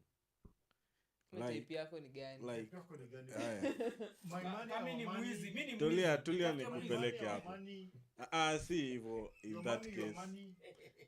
kuna girls who support the 50-50 fact, na kuna girls who believe in the same thing you have said. My money is our money, her money is our money. Those are two different people. So as you convince who you are, my money is our money, to shift to the 50-50, I want us it to will be bet, a fight. Bruno. I want us to bet. Nitafutie dem moja na kubali 50-50. Mmoja hivi. Kuna- Mmoja. Mimi nitakubali. Nitafutie. 50-50. Me, let me give Sawa. him How much? So So sawa. let me Mimi tell you. nimenunua hii mzinga leta ingine. Let me. Okay, this one. This is very academic, Marceline. Yes. This is very academic, but I think it has an element of wisdom, you know. So this is what I read somewhere. You know, people go into marriages, or rather into relationships or marriages, thinking it's a 50-50 proposition. You know, Yeah. I give 50%, you give And you give 50%. You know. Yeah. But for the relationship to be strong, it needs to be a 60-40 proposition. That's true. And you will Because ask ukisema where... me, I'll tell you, if it's 50-50, wait. masculinity ya watu Yeah, wawili but iko. you when I say 60-40, you think somebody is 50-50 giving 60 and you're giving 40. Utatudharau Marceline. What I mean, Yeah. what I mean, Marceline, is I give 60 expecting 40 from you. But meanwhile, you also have to give 60 expecting 40, you know. So there's a 20% overlap, and that is where the magic happens. Yeah, Chalo is right. You are a good student. Lakini sisi bado hiyo ni nini? so We chalo acha bana. Si bado ni 66. So Chalo, are you applying these principles? Hebu atu- That is a rhetorical question you don't have to answer. Yeah, sure. 50-50 is a lie. Yeah, So that and- 60-60 is and- the and- it and can't if you work. the No, way. mine was 60-40. Yeah, and if you do, That's a lie. if you do 50-50, utadharau huyo msee kutoka hapa mpaka Kibo. I know, that's true. Hata tukifanya tu 2080, ati nilie kado yangu hapa, utanikumbusha mpaka next year, mpaka the following, mpaka... Let me tell you, if there's one thing that especially women are very good at, I don't know where women get this exceptional memory from, but they will always remember everything. They'll tell you, you remember 4 years ago tukikwa wapi I paid, so you know, things which you can't even remember. anything that they do, they tend to remember. Anasema kati- Method nilikulipia nini? unakumbuka Kama ile tatu. siku si, and that is like 10 years ago. Unakumbuka milioni nililipa. Nilipa fare. Nililipa fare. That point actually, mimi as advice man, kama demo anakulipia kitu isikue kitu permanent, kitu kama PS ama simu ama nini. Wacha ikuwe kitu Hiyo ni kitu permanent. Yes, Like, Because yani like- inakaa sana. wacha ikuwe kitu kama like a drink ama food, kitu yenye haizi take back for lack of a Like, better word. yeah. Like haizi repossess in other words. Boss, unajua sisi wengine wetu tumegrow huko Islam. Mimi ndio Utaripossess kwa kama nani? Utakuja uniambie una kama- mimi ukuja uniambie una repossess nini? Na iko kwako. Una repossess kwangu unanitoaje? Mimi ndio utoa watu. Wewe unanikuja kunitoaje? Mimi kitu ndasema bana, madem, Mm. usiache kununulia hata sweetie, usiwache kununulia hata sweetie. Lazima anunue. Sinunue. Hapa Mimi- shanda nini? Peace Atanunua. of mind. Mimi Sasa wife- ni dai. Peace of mimi mind. wife unibaia manguo. No, wife is man, different. nini. Wife is different. Nimesema dem. Peace of mind. Umesikia? I've been very clear. Dem, not wife. Wife So is you allowed. get it. That's why we say Lakini wewe pia relationship una are date different. bademu gani hawana kuharas? Nakwambia. Mimi huwezi Mimi huwezi kuja ati nirudishe tulinibaia. Aje? No, sijasema ati. Kwani Mimi wewe nimesema Wewe basi utatafuta ukibaia dem nimesema- kitu, do you go and take it back? Don't allow dem akununulie anything. No, dem anunue, Anunue. wewe ununue. Akinunua. Once umenunuliwa kitu ni yako. yako. Fanyia Yeah. vile unataka. Ora, nikikuuliza swali, what if amekusurprise Hiyo ni sawa, but inategemea ni surprise. na si amenunua? Ah. Akubaie condoms utazitumia. Maybe inakwambia. Just chilling. Mimi nazitumia kwanza vizuri sana. Maybe ametoboa huko. No, condom ni sawa. Condom haiwezi sema ati baadaye ati hiyo ni. Utabaiwa socks na boxer, utaambiwa Condom when I haiwezi met him sema ati he had nilinunua nothing. condom baadaye. Unaelewa? Now he has socks and a boxer. Hata kuwa navaa, alikuwa navaa ile ngozi imeraruka hivi. I'm the one who made him. Yeah, So, Chalo. hiyo ni shida ya hiyo generation ya kina Bruno, unaona sisi, and you know, from our nini, we don't even expect it to happen, and like Clovers is saying, it happens as, I mean, how do you even How do you even come to me ati come unaniambia at ati it? reject That you, I bought for you Bila this, chalo I ni nini, reject unaona kukubaia. Chalo uko pale. Oh. mimi nimekubaia nini? When niko Na ndio when mara ya 6 naitwa when Chalo. nibaie, Ama mnafanana. I will stop coming for this to this show. I'll stop coming to this So you show. insist akununulie kitu yenye haizi repossess. Hakuna, ninunulie hata shamba. Nunua Kuja unipossess shamba. kawe ni mwanamke. Kama ameweka kwa jina Ai, yake. ai, Nunua ai. What gari. if amekupa Leo uko shamba sure si kwa hapa jina tu yake? unaongea. Let me tell you. Kila napenda No, kuweka script. No, let me not tell you the true story. But anybody that thinks anaweza nibaia kitu, hata gari, ukuje urepossess. Jaribu. Hebu niambie nikubaie nini kesho? Nibaie t-shirt ya white. Sawa. Alafu on Friday next week kuja urepossess. Ndakuja. Wewe utapotea. No, siwezi potea. Ataingia meeting. Let me tell you. Ataonekana sio- But that's a very, actually that's a very interesting topic. When you buy for somebody something, Yeah. what motivates you to buy for somebody something, and why are you giving it to that person? And what happens that it can even cross your mind that I need to take it back?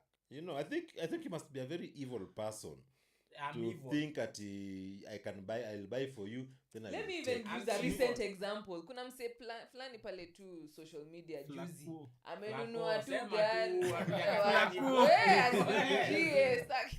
Unajua, Chalo, mimi Mm. am evil. Mm. What I buy you, if you want to repossess it, I will. But you don't want what you've been bought for. You tell me what was going on in You his take mind. it. The same nguvu natumia kuchukua, wewe kuja uchukue. So yours is basically ni who has the nguvu, unaona. Kama kuna nguvu utachukua. No, mimi ni mtu wage, wewe unajua kweli. Ngoja kidogo. Masini kuna sema kitu. Nimeuliza like what made him like kutaka kuchukua hiyo gari? He's the only one who knows. Ingekuwa Si wewe, as in, je wewe Mhm. ungechukua hiyo gari ama ungeacha? By the way, Charles amesema this is a very interesting topic because one, when you gift, when you're in a relationship, Unajua there is- umegift. That's the there's a- point. The underlying there's factor. when moyo imeacha kupampu damu inapampu mapenzi umebubujika. Hiyo ni gift ya ulami.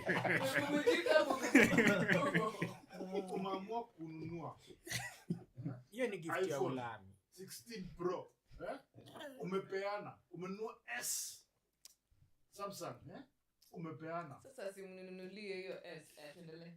Sasa halafu ati kidogo kidogo mmekosana kidogo, ataenda nirudishie vitu zangu. You as a man, dema akikwambia, na you as a lady, mwanaume akikwambia, how would you feel? Unarudisha tu. Unajua Kama si yako si yako. Ushanunuliwa. Wacha niambie director kitu. Wewe mwenye unaitisha pia, what goes in your Siwezi mind? rudisha. Boss, those things ni gift za ulami. Nimekupatia huko saizi wakinipatia me I'm allowing you to come and collect. But me nikikupatia, if I want to collect, you defend it the way me I defend There's mine. no unanunulia ngodha alafu nakuja kuchukua. What if Chalongoda if- imeraruka sina kupatia kwani inanifanya pia wewe bado usituaibishe. Sikia friend. Nakupatia vizuri sana. mi niko na one scenario. Say for example me as a guy, nimegift manzi yangu moti, si ndio? And then she goes out there, she wilds out, and cheat on me. Niko na right ya kurepossess hiyo gari, and then kumka kuna factor ya hiyo gari nimeandika under jina langu ama jina yake. Akawa ni jina yako, si ni gari yako. hizo Sasa ni- unachukua. So say umeandika kwa jina yake but ameenda huko nje akafanya Let's karabati hapa na be pale. realistic. Mm. Ulisema PS. Dema anaweza kugift PS. Let's be this small. Wachana story ya gari. Watch, phone, yeah, jacket ile poa, you get, yeah. This small things, Kuna phone inashinda gari bei. no problem. Lapi, iPad, the small things. Let's talk about those ones. Wachana gari. Naongea So kuhusu let me justified answer you. repossession. Like Director. umembaia kitu ameenda huko nje amekufanyia dati. As a person are you morally justified kwenda kuichukua back? Ulimpea Let that me gift answer as a you. condition of Let me that answer you, relationship. Let me answer you. You asked if you have a right. All is fair in love and war. So whether I have a right or not, it is what I decide at that time. Number two, am I justified? Maybe not. Maybe I just want to teach you a lesson. And now let's get a bit personal. If you buy me a watch, even if you buy me a car, Mimi, today as me, is it because I can't afford a car? No, it's just because it's a gift. It's a gift to me. Okay. So tomorrow, if you want to repossess it, I can allow you to take it or not. And that car might even be in Marcelin's name. Na ni mimi nimemnunulia. You think if I wanted it back today, saizi itakata kukuja? Itakataa.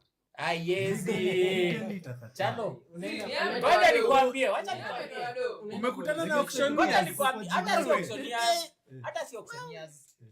Assuming nilienda nikanunua cash na nimempatia. Jina zote ziko kwake. Utachukuaje? Ataitransfer hapa kama tumekaa hapa naye. Sasa wewe unaenda kutishia mtu. Simtishi? See, it is just what I can do. That is what it is. Leo, wacha nikuulize. Jambazi Leo, sugu. Leo, let's assume. I will not say the name, but your number one chick. Amekununulia gari. Of course, that is very high. let me say Nairobi number 1, amekununulia gari wewe, amekununulia, you are not a chick, amekununulia wewe as a guy, kesho anataka kuirepossess, atakutishia. Trick ni moja, nenda katakata Kariobangi.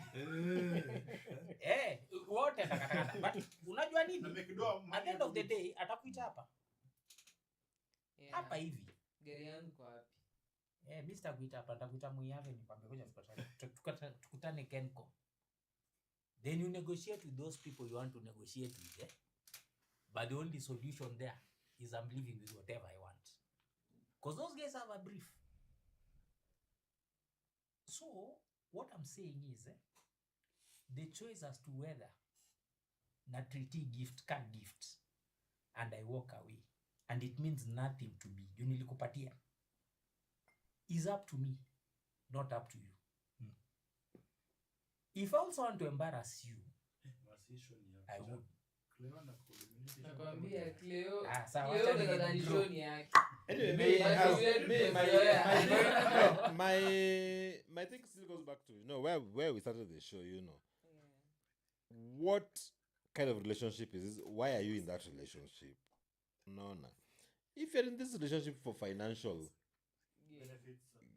gains, whatever, then those things start becoming, you know, they become important to you, you know. You know, you are in this for financial whatever. So if you're living, you have to live with something, you know. You were in it because it was very gratifying sex, and so you don't really care about those other things, you know. And so for me, and you know, human beings are different, you know. They are looking for different things in relationships. They're after, you know, different things give them different pleasures, you know. There are some guys who don't, I was going to say don't give a fuck, but I've already actually said it. So yeah, there's some guys who don't give a fuck about, you know, kununulia nini, whatever. There's some guys who sacrifice a lot to get that thing to you, so that if that relationship is not happening, there's no way they can let you go with that thing, unaona. So they will move heaven and earth to make sure that they get it back, unaona. Or kama ni mbaya basi damu imwagike. That's why unaona utapata watu walichinjwa, unaona. Kuna mtu anasema there is no way life can go on after this, you know. So why are you in a relationship? Why are you in that relationship? What are you looking for, unaona?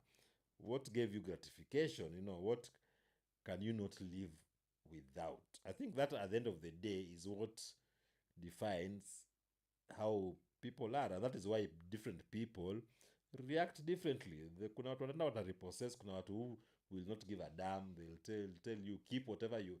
The guys who just, the people want a peace of mind, unaona.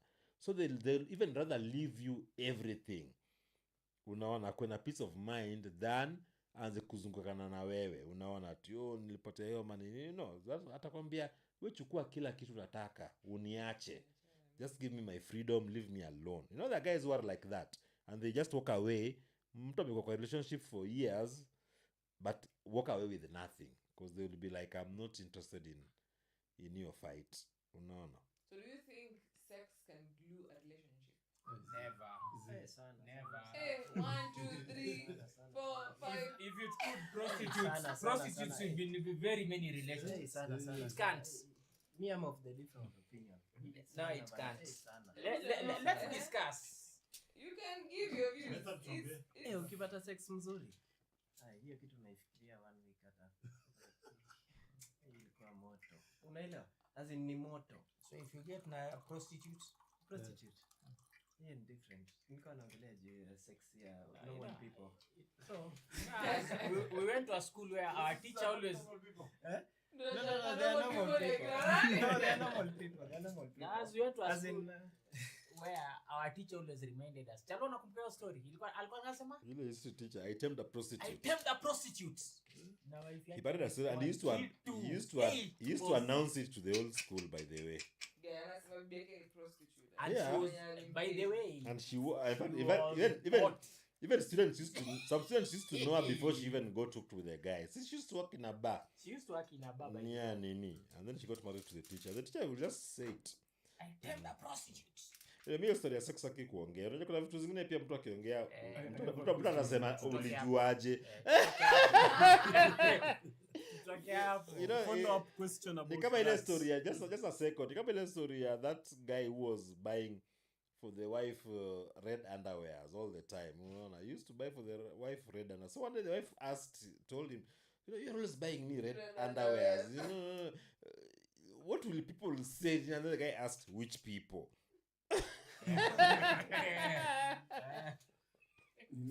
Look at vitu zingine tunauliza ulijuaje?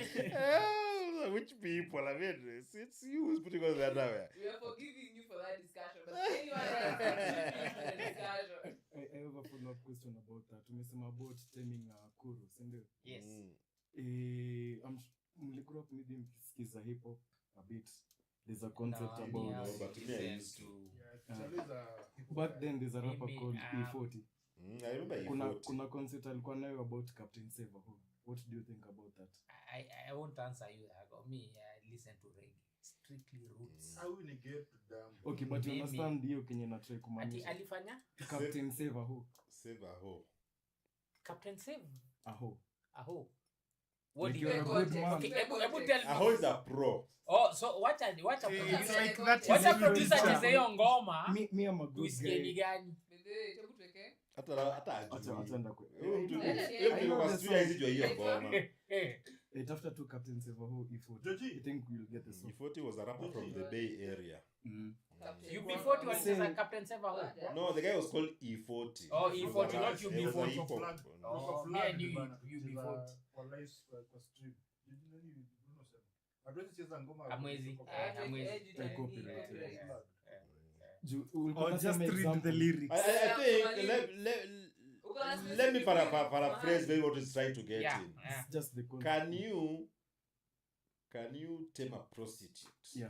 You know, That's what he's basically trying Yeah, to say. but you know. you remember Okay, yeah, that As was we one, know, but now some- he's saying so generally. I mean, was that just like an exceptional case, or are prostitutes tameable? No, my answer that's is the my question. answer is this. My answer is this, and I'm answering this because let me first of all give context so that people don't ask how I know these things. You know, back in the days, I used to work with a lot of when I was doing HIV work. You know, so I used to interact with That's sexual commercial sex Female workers. You know. sex. Let me tell you, the commercial sex workers, a lot of them, who they go from work, they go back home to their husbands Yeah, and that's children, you know. So I don't think prostitutes are just some loose women on the nini. There are a lot of prostitutes who are just in very stable They are working. families. You know, they have husbands, They are they have working. kids. They are working. You know, now they just do anything else. You know, the way you see families living is the way they're also living. They go to family functions. they take their kids and at night and a job, they need what and get paid. I will pose a deeper question from that. Nowadays connect to like in quotes e-prostitution in the name of OnlyFans nini.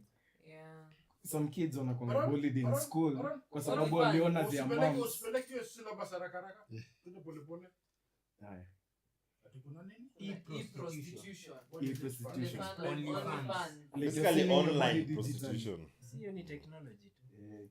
So there are some kids wenye say mimi nawe tunaenda shule. My friend, unanipeleka mbio sana. Prostitution. Tulia tuendelee. Only Story fans. unakatakata story mpaka See, itambo. anasema kuna e-prostitution. You see the way you have prostitution or to physical. Yes. Sasa kuna ile ya online. So In huwezi form of OnlyFans. so huwezi wapata physical. No, you can if you do You several can other DM things. them. So Yeah. fans how So you know, yeah, that finished what he was Wacha saying. ongee. Hata Like amalize. OnlyFans ni Mm. kuna- Director, tuachie tu kidogo. Hata Wacha amalize. tusikie hiyo Mm. kwanza. Hata okay nimepoteza ma train of thought kidogo but kenye niko na try kusema ni in the modern day kuna hiyo e-prostitution in the name of OnlyFans nini. Say your kid ameenda shule one of his friends in school he saw your mom doing some things online nini and you made fun of nini like kuna hiyo inaitwaje kuna some setbacks about it kuna I think I had a train of thought but hata ndaji recollect Irudi. later on So Sorry for that. mkutane huko family nini Zizi. Say for example, me nawe tunaenda So, shule. so you're basically saying your kid knows that this is what my mom does. And Your kid is made fun of by schoolmates kwa sababu Because yes, because it has now been known. they So know what your mom what you're does. saying is, you know, as prostitutions or masses or whatever, there can be a certain level of anonymity. You know, you could be operating in an area where people don't know you know. But here online, you know, you will be online, and then you might find not only, you know, your kid's friends, or even your kid, you know, might see you, and guys will be, oh, we saw your mom, you Not know, even blah, your blah. peers, And your then now there is talk about Yeah, it. that's what nini. I- Yeah, so that's what you're alluding to. There are the repercussions on the kids. Juu kumbuka sahii watu wako na masimu, wako na internet. Yeah. So ile banta like boys tukiwa wadogo sinakumbuka ile banta ni nini. Maybe umetusu mtu vibaya, he has his rebuttal like, is like mi by then mwana mamako uche. Utakam back aje from that. you don't need to Ina come come back. back. It's Ina reality. come back. What about his Ina own? kwa sababu ndio inakulisha. So ukisakol back to that teacher mwenye ulikuwa unasema the captain save who aliamua kutem Huyo alikuwa naishi shule, alikuwa anatufundisha. He actually was a lecturer. Alikuja Nairobi University as a lecturer, then akarudi back kutufundisha. Cause him hiyo stories za lecturer na nini hazikuwa zinamwingia. But he used to remind us every day. And now what he has said has lit a bulb in my head. What if he was saying that so that we don't shag his wife? Kwa sababu unajua kwambia itenda prostitute. So he's basically telling you she's now off Yeah, limits. at that time, HIV was huko, you would say, "Hi, kwanza she's Ugandan, eh? She's beautiful, yes. He termed her, she's a prostitute." But anyway, we all knew because we used to go to that bar when let me cut that. No, you're not High supposed school to say it. Disclaimer. But then Joji, niwaulize. Tafuta disclaimer, end of the show weke disclaimer. But then niwaulize. Which is the oldest profession in the world? Prostitution. Prostitution. Why? It works. It's a business model that works. Amen. It wanks. It wanks. Investments are also minimal. Amen. Inahitaji tu nini your physical appearance Exactly. na data. But I think what he's saying, of course, it's and I don't know the mindset of these young parents who do those kind of things, but generally, I think if you are going to be out in public, you know, doing controversial things, it can not only not limited to just prostitution or you know, I think just have and you have kids and you know your kids are online. I think you just have a way of preparing you must have a way of preparing your kids to face the backlash or retribution or feedback that comes with it. You know, I mean, okay, you know, as my generation is a bit different, you know, because we are kind of the bridge between the old and the new. These guys are in the new. As we saw the old when these digital bananas were not there, and now we are, you know. So as we, you know, I think we can try and figure out, this is how you navigate things in. But for this new, because that is whatever you do, it's out there, you know, and guys are seeing and commenting. Today, I mean, even if you steal, you know, nowadays politicians steal, and guys are abusing them online. So, and see, their kids are also online seeing those things. So there must be a way. Maybe they must. Maybe I don't know. Maybe they discuss it in family See, there was groups this or politician whatever. who Or had to move his kids from school juu alikuwa anakuwa teased every day. Tumeona babako kwa news oh ameiba yeah, I pesa. remember that story. Yeah, I remember reading a politician who I had know to that move is the kids. stealing, but then it goes beyond that. Yeah. Today, if you are promiscuous, okay, forget promiscuity. If you died in a road accident, hapa nje, Yeah. 99% chance your family will receive the news through social media before Yeah. anybody contacts them. Yeah, that's true. They already see it trending or something. So now that we are discussing this, let me shift the gears a bit. So, social media, Gen Z, you are not Gen Alpha, you are Gen? Now we are Generation X, but Generation X. Oh. They are still in school. Those are your daughters. Gen X. sons. So, hebu nikuulize, let me shift it. Paternity fraud.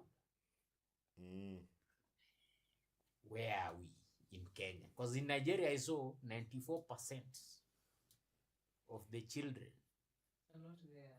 their fathers are not their fathers. As in, it is the biggest paternity fraud market.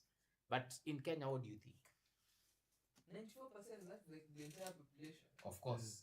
They are all cheating. Yeah. Si uko France waliban fathers taking DNA test. Mtakuja familia. Because of fraud. Paternity fraud. What do you have to say? Fraud. Unless a kid looks exactly like you. Wacha tusikie Bruno anasema nini. Alafu wewe Atazaliwa utashinda ukiambiwa na hizi masikio zinakaa zako. Ete mwangalie hiyo mapua. So me nitasema tu, if you don't know when it happened, just push through it. If you investigate. Well, Bruno, Let's find out. Brilliant guy. No, Bruno anasema ukweli. Unajua Bruno anasema ukweli. Unajua kama unalea mtoto wa mtu mwingine analea mtoto wa ina balance. So Everything balances out. ina balance out. Unaelewa? Yeah. And in our tradition, the kid that calls you daddy is your kid. Do you think some sort like akukudenja? Do you think all those kids are wewe his? ile daddy ama zazi. No, daddy, not Zadi. Yeah. Zadi ni ya moments. Mimi nimesema daddy. Do you think all those akukudenja's kids were his? I think they were his. All of them? More than even those ones. No, kama ni Including the young wives who came Yes, much because- later, and because- he was an old guy. Yeah, because because those women came on recommendation. Yeah. Unasikia maza nienda pale nilipigwa fimbo ingine, mrija ingine sijaisikia. Then when you the best kuna mwambia ni aje. Ule mse. Now your friend comes there without your part, Yeah. kuku. Then she makes herself available. Then Yeah, it spreads. But then, if it does DNA, maybe I'll say 80%. But me, I think Lazima I think decide your job. Those paternity things, see our generation, we let it be, bana. You know, the kids you have as your kids are your kids. You don't overthink. But any 'cause, kid that calls you daddy, wachana naye hapo. I mean, on a light note, there's a story I read some years back. There was a case, you know, paternity, where somebody tried to prove that this is somebody's kid, and that was before. I mean, hakuna DNA. So then, the lawyer noticed the guy. He was always licking his lips, unaona. So alienda akapaka mtoi some sweet stuff on the It lips. was cough syrup. Akakuja akamweka next to the That kid, was a Jackie Daniels novel. next to the dad kwa court. Akaambia members of the jury, looking at these two, can you tell whether this is this? And then the guy was licking his lips, and then the And kid the is kid also was licking also the licking- lips. So that was a Jackie Daniels novel.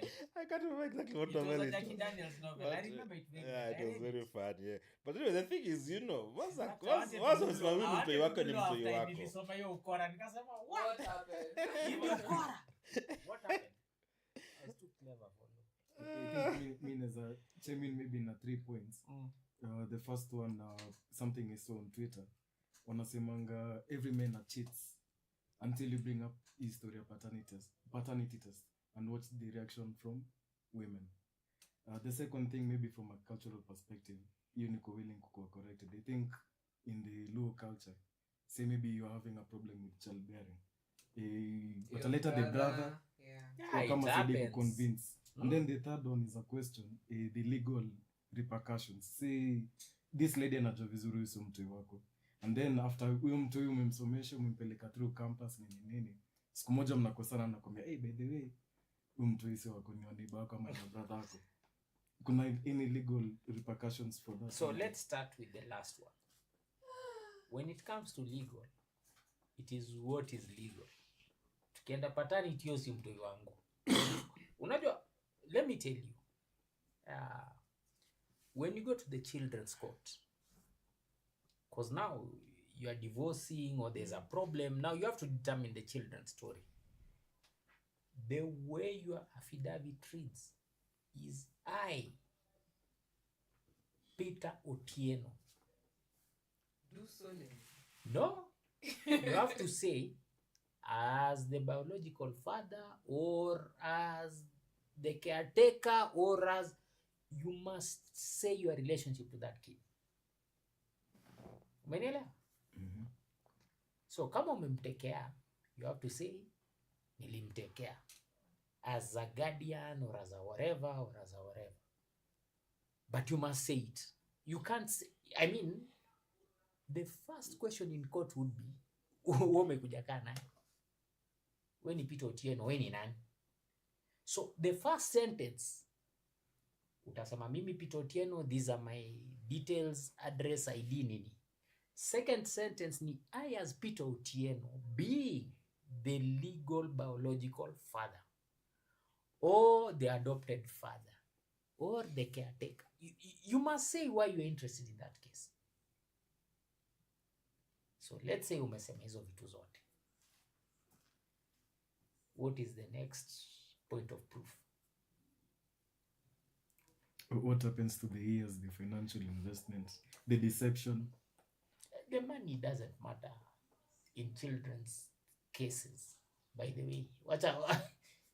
In fact, I was telling Chalo, we need to do podcasts where we enlighten guys about what the law says and what it doesn't say and what you cannot claim for. Today, allow me to use you. Mi na Maslin tumewana. Tuachane. Tuko na watoi. Finances are not a factor. Never. Never ever. There are only 6 principles that the court will make a decision on. A lot of people don't know. A lot of women, a lot of men don't know. So watu wanasema mimi ndio niko nalipa school fees, mimi ndio. It doesn't matter. Ulikuwa unalipa, then what? Why are you laying claim to this child? So the decision will be made on various things. Number 1, are you the biological parent? Number 2, what do your relatives say? Number 3, what does your culture say? Number 4, what does that child's siblings say? Number 5, what does your religion say? And then okay, sorry. Hizo 5 nimekupatia. Zio kwanza number 2 to number 6. Number 1, what are the child's best interest? So it doesn't matter anything else, whether when you're gonna lipa kila kitu, if the best interest za mtoi ziko na madhaki, ataenda kwa madhaki. Kama madhaki ndiye analipa kila kitu, if the best interest za mtoi ni fadhake, ataenda kwa fadhake. That is the first principle. Then there are these others nimekuambia. But see, people don't know. So utaenda tu utasema mimi ndio nasaidiaga huyo mtu, mimi ndio lipa school fees, mimi ndio fanya. It is irrelevant in the argument. Have I answered you? Yeah. So as we wrap up, I'll throw Why a question are we to my wrapping 2 up? Time co-hosts. is over. I'll throw a question to my 2 co-hosts. And I'll Another start. question. If your marriage today, assuming you're married, I'm also assuming that I'm married, was a headline, what will the headline say? The best marriage in the century. Put a headline. This is a statement. Headline has to be something. that Focus. is- Headline banner. No, but you're already given as a headline. You've given as a statement. Hukukuwa unini upinge yangu. Okay, sasa ndio. Yes, Bruno.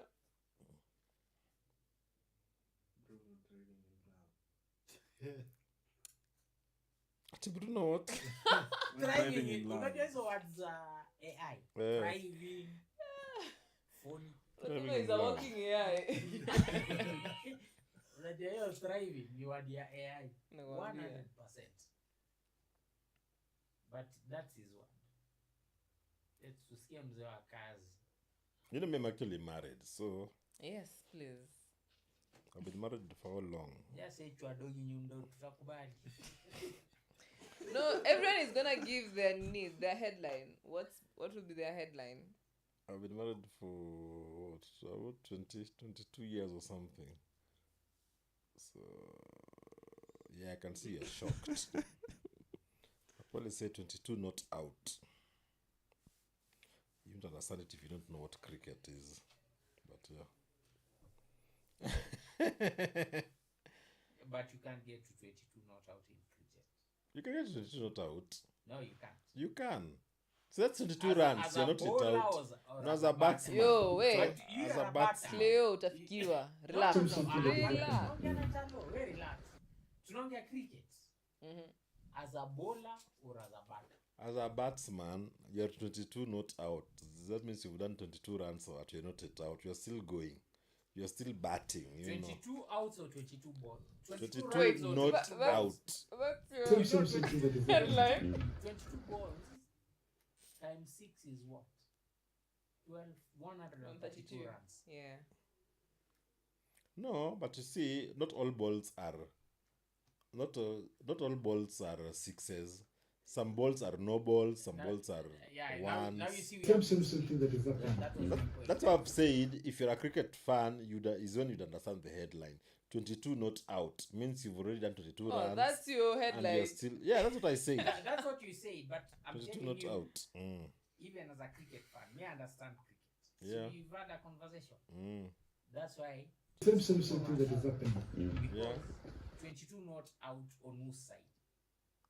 No, but you know, when in cricket, if you do 22 not out, it always means it's the batsman. You've done 22 because it's the batsman who goes out. The bowler never goes out. That's an assumption. No. If you know cricket, you know. Nakwambia wanaongea. Nakwambia si wengine tuna flow tu. Me, I grew up in a cricket mad place, bana. Wewe kijana ya River Road ya sisi nakwambia. Unatuambia gari zetu ziko na low IQ tunakuletea. Niko na low IQ paraphrase. What's your headline? Fred words insert a name. So for example, Fred words Abi. Just simple, precise, memorable. Kumbuka headline lazima ikuwe something short Short and brief. and memorable. Ni ikuwe in bold, kubwa imecover like half the page. Okay. Watu wanapenda watu wao nje. Shida nyingi. Nimeona. yangu love in Nairobi. Nairobi is not a place for love, bana. There's love in Nairobi. You found love? Or you about to? Something that is happening. Found love in Or you are confused? a hopeless place to the tune of Rihanna. Let's go next. Hopelessly in love. I knew that hopeless thing has to come in. I predicted. It's so predictable. That is happening. What else is in? Finally gives in. Damn, what? he's been resisting all through. That's food for thought. No, achaga bado hajasema. Achaga yako ni what would be your headline if today your marriage was a headline? What would be the headline? Something that is happening. Yes. Ama the love space was a headline. Mine with Churchill will be the same. Hey, Who is Churchill? What are you doing with Churchill? No, my headline, how Churchill's headline will look like. Who is Churchill? No, we are talking about your We're headline asking about and marriage. you So and Churchill marriage. is marrying you Exactly. No, listen, I'm comparing that question. If you ask me, Mm-hmm. if my headline in terms of like on the newspapers, Yes. No, not even in television. Like, this is how your marriage is, or this is how your love life is. What would be the headline? You see, Kuna mtu ameanza kizungu. ule polisi amekata ama hajakata. We wacha. Unajua hii yako na Churchill italeta show. kwa sababu yangu one